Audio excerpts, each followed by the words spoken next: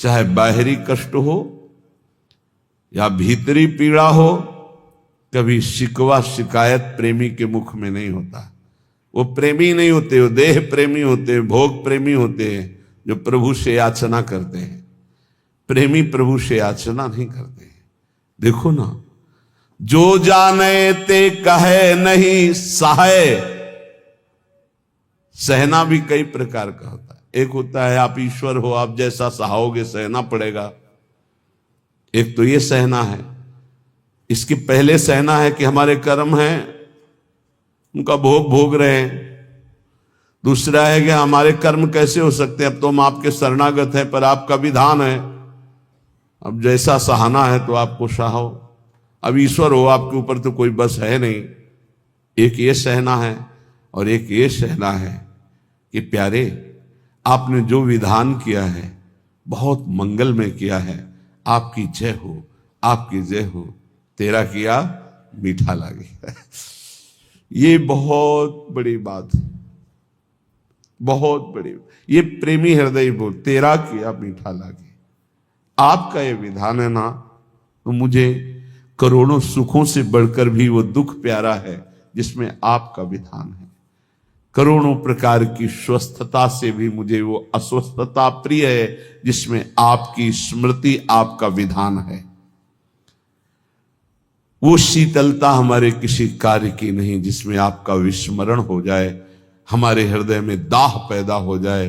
वो दाह हमारे लिए कोटि शीतलता से बढ़कर है जिसमें आपकी याद, आपकी स्मृति, आपका विधान दिखाई दे।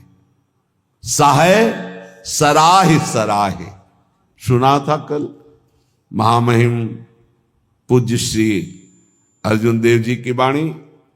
वाह गुरु का किया बड़ा मधुर होता है, बड़ा मधुर लग रहा है, तेरा किया मीठा लागे। और कैसा भयानक कष्ट शरीर में, कैसी प्रताड़ना दी जा रही थी, वो बड़े प्रेम से मुस्कुराते हुए से सैर। ये है प्रेमी का हृदय, दूसरे की सामर्थ्य नहीं।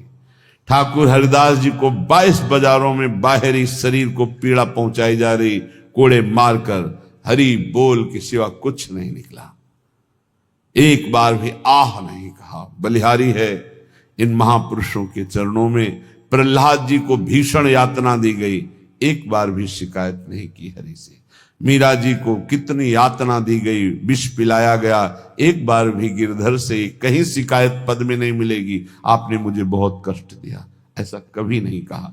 क्यों? साहे सराह सराह, जय हो, आपकी जय हो प्यारे, आपके विधान की जय हो। आप बड़े मंगलमय हो, बड़े सुखदाता हो। ये दुख जो है महान सुख देने वाला है। जी तो ही ऐसी चाहिए, सब ही की सहिले, घट घट में प्रभु रमि रहो, उत्तर का को देहि। ऐ भक्त हृदय, प्रेमी हृदय, तुझे ऐसा चाहिए कि तुझे सबकी सह लेना चाहिए। किसी को उत्तर मत दो। कोई तुम्हें गाली दे रहा है, निंदा कर रहा है, अपमान कर रहा है, चुपचाप सह जाओ। क्यों? घट घट में मेरा प्रभु रमा हुआ है, वही मुझे पुष्ट करने के लिए ये अपमान, ये निरादर, ये निंदा आदि की लीलाएं कर रहा है। शांत भाव से सह जाओ, आप महान बन जाओगे। महान वही हुआ जो सह गया, जो सह नहीं गया वही टूट गया, वही विषयी हो जाता है।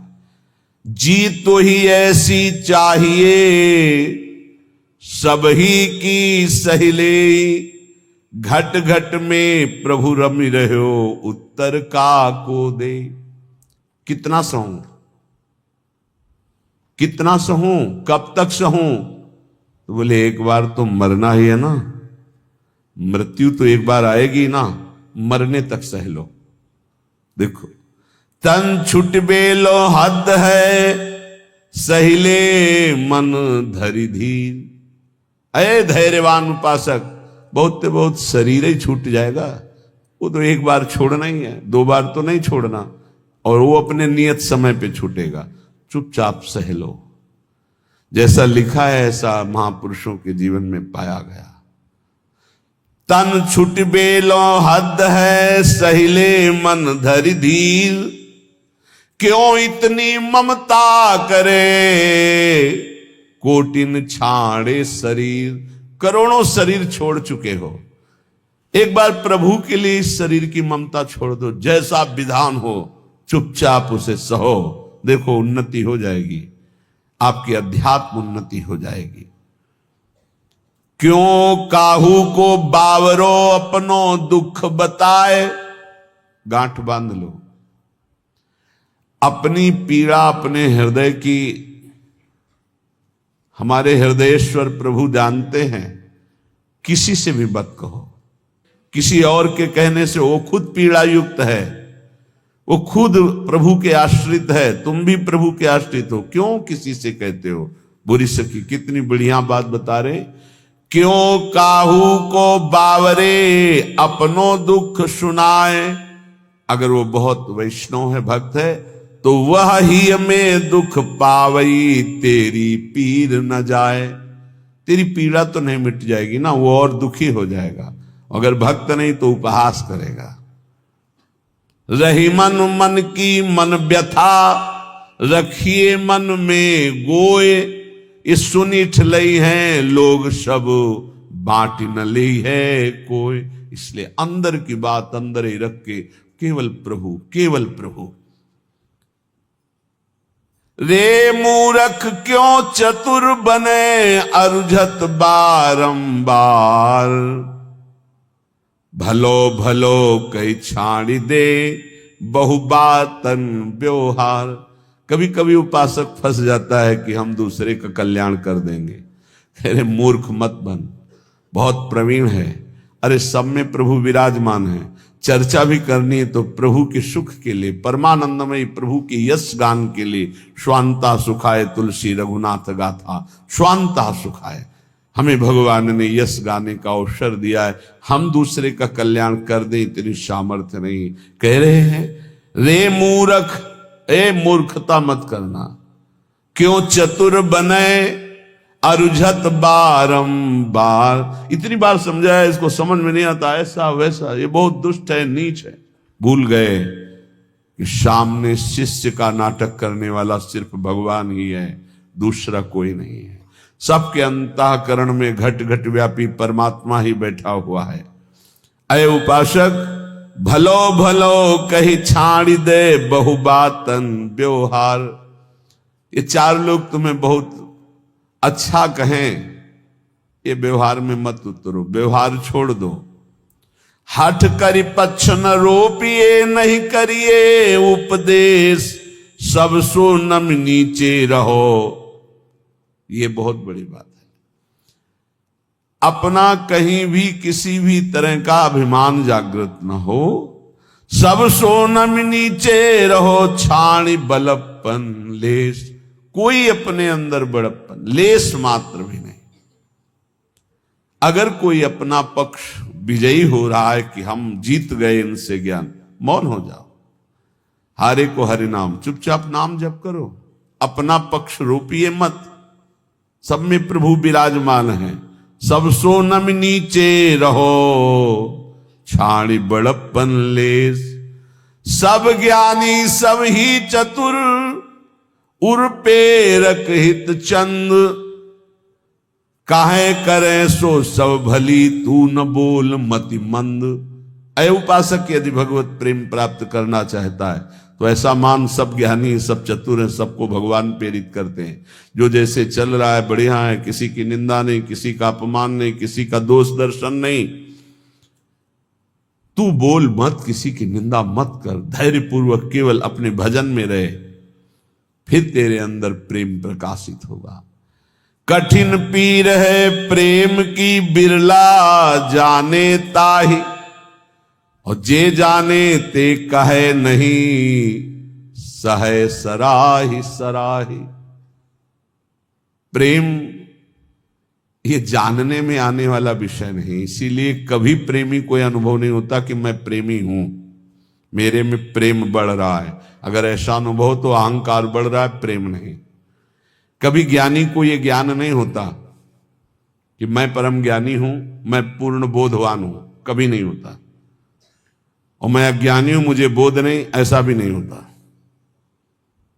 ना वो ये बोल सकता है कि मुझे पूर्ण बोध हो चुका है, क्योंकि ये किसको बोध हो रहा है? अहंकार को। और ये भी नहीं कहा जा सकता कि मैं अधूरा हूं। ना अधूरा ना पूरा, वही सच्चा पूरा। वैदिक सिद्धांत की बात। ऐसे ही प्रेम में कभी पूर्णिमा नहीं होती। प्रेम सदा बढ़िबो करे प्रतिक्षण वर्धमानम, ज्यों शशि कला सुबेश। सच माने चंद्रमा जैसे कि अपनी कलाओं से बढ़ता रहता है। पर या में पूनो नहीं ताते कबहू न शेष। इसमें कभी पूर्णिमा नहीं होती प्रेम में, ये बढ़ता ही चला जाता है। अब प्रेमी को ये अनुभव नहीं होता कि मेरे में प्रेम है।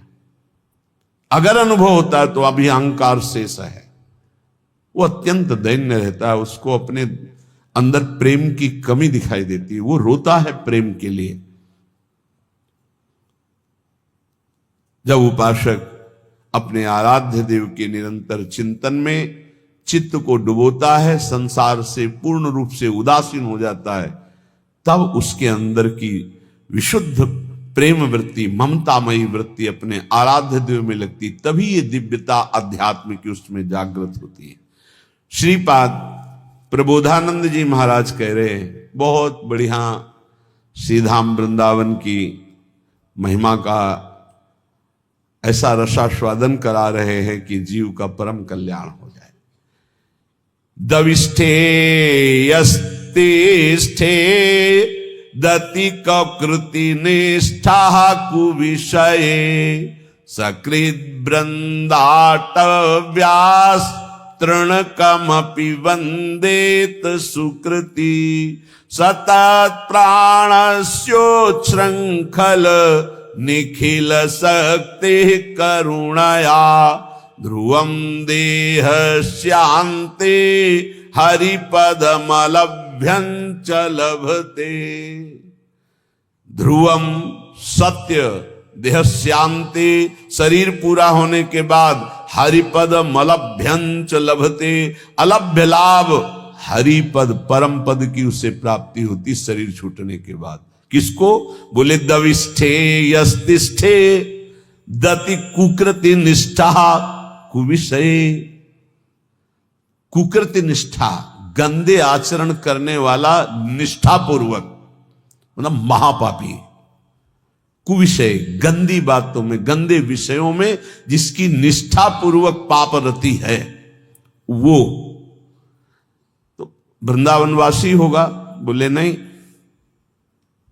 दविष्ठे यस्तिष्ठे, दविष्ठ दूर देश में रहने वाला, घोर पापाचरण करने वाला। कुकृति निष्ठा, निष्ठा पूर्वक कुकृति, गंदा आचरण करने वाला। जैसे इस समय आराधना, इस समय आराधना, उसका जीवन ही ऐसा है, गंदे आचरणों का निष्ठा पूर्वक आचरण करना, मतलब महापापी।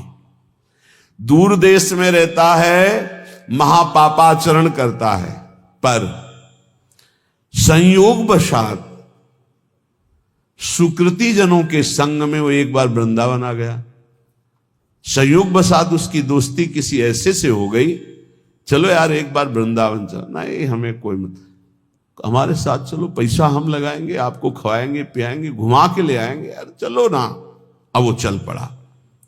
सुकृति, किसी पुण्यवान के प्रभाव से वो वृंदावन आ गया। उसकी कोई रुचि नहीं, कोई श्रद्धा नहीं, कोई निष्ठा नहीं।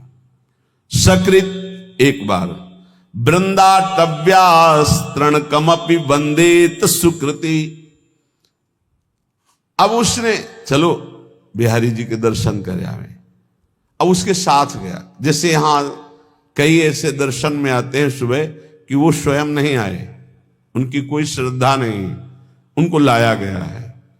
जैसे किसी श्रद्धालु गृहस्थ की गाड़ी का वो ड्राइवर है, या कोई ऐसे घर का कोई सदस्य है, सब चल रहे हैं, तू भी चल, तो उसकी चेष्टा दिखाई देती है कि ये श्रद्धा से नहीं आया, इसे जबरदस्ती लाया गया है। वो खड़ा है, ऐसे देख रहा है, दृष्टि गई। उसकी ये मुद्रा और उसके देखने का तरीका बता रहा है कि वो श्रद्धा से संत दर्शन के लिए नहीं आया, क्योंकि हजारों हृदयों में जो उल्लास दिखाई देता है, राधा राधा नाच रहे, रो रहे, उत्साहित हो रहे, उसमें कोई फर्क नहीं। लेकिन उसका पुण्य उदय हो गया। पुण्य पुंज बिन मिले ही ना संता। क्या पुण्य उदय हुआ कि उसकी नौकरी लग गई ऐसे परिवार में जो भक्त है, वो ड्राइवर है, या उसका जन्म हुआ ऐसे परिवार में जो भक्त है पर वो बिल्कुल अभक्त है, उसके कोई न संत में श्रद्धा है न भगवान में श्रद्धा है, पर उसके कल्याण का योग बन गया। श्री धाम वृंदावन आया और यहां तो कह रहे हैं वृंदातव्यास तृण कमपि, एक तृण तिनका, उसमें भी उसकी नमन क्रिया हो गई, प्रणाम कर लिया। तो उसने प्रणाम नहीं किया।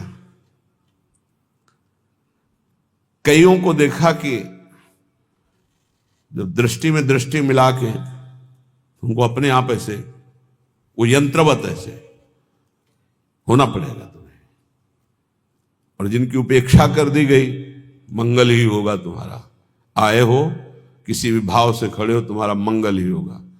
अब यहां से अमोघस्य, अब उनके जीवन का उत्थान शुरू हो गया। एक तृण की वंदना कर दे, एक तृण की वंदना, वृंदावन के एक तिनके को प्रणाम कर ले। इसलिए उद्धव जी ने कहा मुझे तृण बना दो, गुल्म लता औषधि बना दो। सकृत वृंदाटव्यास तृणकमपि वंदे सुकृति। एक बार वृंदावन आ गया और एक बार ऐसे ही प्रणाम कर लिया किसी लता को, संत को, बिहारी जी के दर्शन कर ऐसे ही कर लिया, ऐसे। वो बड़े कृपालु है, कृपा समुद्र है। तुम खड़े तो हो ना, इतना ही काफी है। तुम क्या देखने के लिए खड़े हो ये हम नहीं देख रहे हैं, तुम खड़े हो, आकर खड़े हो। दरबार में आ गए श्री जी के और किसी भी भाव से आए हो तो तुम्हारे भाव का प्रभाव नहीं है। यहां सत्तारणीकृत स्वभाव उनके स्वभाव का, तुम्हारे भाव का नहीं। वृंदावन ही प्रभाव सुन अपनो ही गुण देत, अपना प्रभाव करेगा वृंदावन। ये अगर श्लोक सुनने को मिल जाए तो हमारी प्रार्थना है, जहां जहां तक कान में शब्द जाए। यहां जो बैठे हैं उनके तो भाग्य की क्या सराहना, लेकिन जिन्होंने कभी वृंदावन दर्शन नहीं किया, एक बार जरूर आ जाना, एक बार जरूर दर्शन कर जाना प्रभु के। इस धाम में एक बार जरूर घूम जाना, यहाँ की हवा लग जाए तो तुम्हारी संसार की हवा जितनी है वो तुम्हारी दुर्गति नहीं कर पाएगी। ये श्लोक मतलब अहोभाग्य जो महापुरुषों ने धाम की ऐसी महिमा को देखा और वर्णन किया। कह रहे दविष्ठे बाहर दूर देश में रहता है, यस्तिष्ठे दति कुकृत निष्ठा कुविषये, गंदे आचरणों की निष्ठा पूर्वक पापाचरण करता है। और सकृत एक बार किसी सुकृति जन के संग वृंदावन आ गया और वंदे तृणकमपि, एक तृण की, लता की, बिहारी जू की, संत की, ब्रज किसी की भी वंदना कर दी, प्रणाम कर दिया, तो बोले सतत प्राणस्योच श्रृंखल निखिल सकते करुणया ध्रुवम देहस्यांते हरिपदमलभ्यंच लभते। जिनका वृंदावन है वो बहुत करुणामयी है और अखिल शक्ति संपन्न भगवान उनके चरणों में झुके हुए हैं। हमारी लाडली जू बोले वो अपनी कृपा करती हैं इस धाम में आने वाले के ऊपर। तो तत्प्राणस्योच श्रृंखल, जिस समय उसके प्राण निकलेंगे तो ध्रुवम, ध्रुव माने परम सत्य, देहस्यांते, देह छूटने के बाद हरिपद मलभ्यंच लभते, वो हरिपद को प्राप्त हो जाएगा, फिर आप वृंदावन वासी हो। तभी हम कई बार कहा है कि अगर 100-200 बार मोक्ष मुक्ति होती तो आराम से हो जाती, अपने पास इतनी रकम है नहीं। राधाना एक हरिपद कमल अभ्यंच लभते, अलभ्य लाभ, उसे हरिपद की प्राप्ति हो जाएगी। घोर पापी यदि एक बार वृंदावन आ जाए, और हमें इस बात पर विश्वास करना चाहिए कि भगवान का नाम, भगवान के रूप, भगवान की लीला, भगवान का धाम, ये बड़े महिमामय है। अजामिल जीवन भर पाप किया, अपने बेटे के बहाने उच्चारण किया नारायण, तो परम पद मिल गया ना। ये तो धाम है। यहाँ की रज एक बार लग गई, एक बार प्रणाम कर लिया और फिर वो चला गया। तो निष्ठा पूर्वक पाप करने वाला जब शरीर छोड़ेगा तो सातत प्राणस्यो श्रृंखल निखिल सकते, निखिल शक्तियों के स्वामी भगवान श्री हरि, जिनके अधीन जाके अधीन सदा सांवरो, वो करुणा, वो करुणा की मूर्ति लाडली जू कि एक बार वृंदा सखी ने देखा कि धाम की सीमा में प्रवेश हुआ, मेरी लाडली जू का एक कृपा पात्र हो गया। तो अब वो कहीं भी जाके जब शरीर छूटेगा तत्प्राणस्य श्रृंखल, तो करुणा, श्री जी की करुणा से उसका शरीर जब अंत में होगा तो हरिपद मलभ्यंच लभते अलभ्य लाभ, उसे भगवत प्राप्ति हो जाएगी। कई बार कहा है आप लोगों से कि निश्चिंत रहो, आपका पास बन गया है, आपका पास बन चुका है। क्यों? बोले हमारे माई श्यामा जी को राजी हमारा पास है, हम वृंदावन, प्राण वृंदावन सर, एक बार प्रणाम की बात कही, हमारा तो जीवन वृंदावन है। कुबेराणाम कोटिर हसति धन संपत्ति भी रहो। वृंदावन जब कृपा करके संपत्ति देता है तो कुबेर का उपहास करने वाली संपत्ति होती है वृंदावन वासी के पास। कुबेर के पास पांच भौतिक माइक संपत्ति है, लेकिन वृंदावन वासी को प्रिया प्रीतम की प्राप्ति होती, दंपति संपत्ति पाइए। बोले कुबेराणाम कोटिर हसति धन संपत्ति भी रहो। कुबेर एक नहीं, करोड़ करोड़ कुबेर ऐसे भी उपहास के योग्य हो जाते हैं जो वृंदावन वासी को संपत्ति मिलती है। जैसे आप अपने मकान को अपना मानते हैं, संपत्ति को अपना मानते हैं, से पूरे निकुंज को सहचरी अपना मानती है। उसके प्रिया प्रीतम, उसका संपूर्ण निकुंज, संपूर्ण वैभव उसी का। ऐसा अनुभव नहीं होता कि इनके भी प्रिया प्रीतम है। अब वो अंतर की बात शायद पकड़ पाओ कि ना पकड़ पाओ। एक ही मन है निकुंज में, दूसरा नहीं है। एक ही मन है, अनंत सहचरियां एक मन, एक ही वृत्ति है। जैसे एक सहचरी पान की बीड़ी पवारे प्रिया प्रीतम को, तो हर सहचरी का मन उस समय पान की बीड़ी ही पवा रहा है। एक सहचरी आनंद मगन होकर प्रिया प्रीतम को गान सुना रही, तो हर सहचरियों का मन गान में, मतलब वहां दो मन नहीं है। अब वो अलग अलग मन वाले, अलग अलग बुद्धि वाले और पार्थिव क्षमता वाले, कैसे आप अनुमान भी नहीं लगा सकते। संपूर्ण निकुंज मेरा, क्योंकि मेरी प्रिय सखी श्री किशोरी जो है, मेरी सखी है, मेरी स्वामिनी है, मेरी किशोरी जो है। तो कुबेराणाम कोटिर हसति धन संपत्ति भी रहो। जो दिव्य वृंदावन की, एक बार अकबर सम्राट श्री स्वामी हरिदास जी के दर्शन पाए, उसने सोचा कि कुछ ऐसी सेवा करनी चाहिए जिससे स्वामी जी प्रसन्न हो जाए। स्वामी जी से कहा, स्वामी जी कुछ आज्ञा कीजिए सेवा करने की, प्रबल हमारे अंदर इच्छा है, आप आदेश कीजिए। वह नहीं, तुम्हारी सेवा की कोई आवश्यकता नहीं। स्वामी जी प्रार्थना है, कोई सेवा तो बता दी। तुमका तुम सेवा करने लायक ही नहीं हो। तो उसने कहा ऐसा क्यों? बोले तुम्हारे पास संपत्ति ही नहीं कि सेवा कर सको। तो तानसेन की तरफ देखा कि बता दो कि सम्राट हैं, बादशाह हूं। स्वामी जी का मुझे पता है, लेकिन तुम्हारे पास संपत्ति नहीं है। उनका आप आदेश तक कीजिए। तो उनका लिवा जाओ, इनको केसी घाट की एक सीढ़ी टूटी हुई है, उसको बनवा दो। एक सीढ़ी? बोले जाओ तो तुम। जब वहां गए तो दिव्य रत्नों से जटित यमुना की वो सीढ़ी लौट के आए, चरणों में गिरे, बोले नहीं है, हमारे खजाने में रत्न ही नहीं है जिस रत्न की दिव्य वृंदावन की झांकी करा दी। इसीलिए जो भक्त नामावली गान करते हैं तो भगवत ऋषि जी ने इसीलिए उसको कि उसको सौभाग्य मिल गया स्वामी जी की कृपा से, स्वामी श्री हरिदास जी का दर्शन और उनकी कृपा से दिव्य वृंदावन की झांकी, क्योंकि ललिता जी के साक्षात स्वरूप हैं। कांप गया और लौट के आया कि स्वामी जी परम सत्य बात है, मैं सीढ़ी का कोना भी नहीं बना सकता, क्योंकि जिन रत्नों से सीढ़ी बनी हुई है वो रत्न ही नहीं हमारे पास। तो क्या कह रहे, कुबेराणाम कोटिर हसति धन संपत्ति भी रहो। जो वृंदावन वासी श्यामा श्याम के उपासी को वैभव मिलता है, करोड़ों कुबेरों का उपहास करने वाला वैभव होता है, अर्थात करोड़ों कुबेर भी उसकी समानता नहीं कर सकते। तिरस्कुर्या द्वर्या नपि सुरगुरुन बुद्धि विभवई। जो वृंदावन उपासी है उसको ऐसी बुद्धि प्राप्त होती कि बृहस्पति जी का उपहास हो जाए। बृहस्पति जी की भी क्षमता नहीं, जो वृंदावन वासी की बुद्धि में प्रवीणता आती। क्या प्रवीणता आती? बृहस्पति जी देवगुरु हैं, लेकिन वो वहां से ये नहीं देख सकते कि प्रिया प्रीतम के मन में क्या चल रहा है। और वृंदावन वासी राधा उपासी मन मन की रुचि जानी नेह विधि अनुसरे।